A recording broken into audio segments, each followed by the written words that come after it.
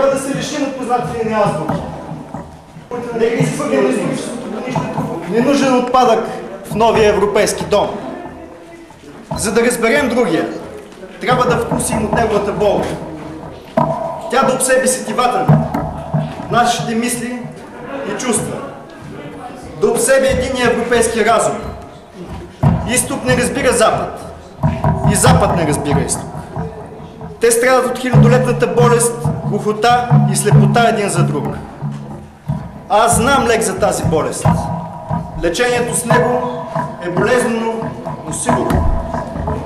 Името на лекарството е глаголическа диктатура, а рецептата за приемането му е налагане на единна глаголическа азбука във всяка европейска страна.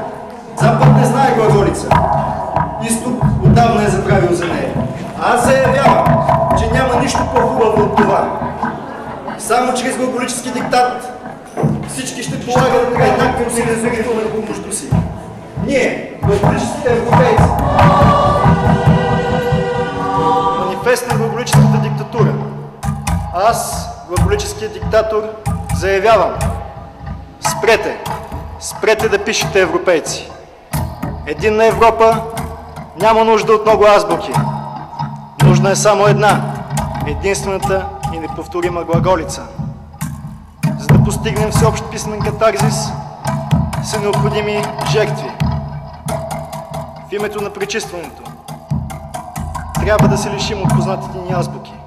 Нека изхвърлим на историческото бунище труповете на кирилицата и латиницата.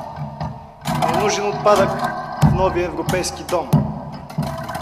За да разберем другия, трябва да вкусим от неговата болка. Тя да обсеби сетивата ни, нашите мисли и чувства. Да обсеби единния европейски разум.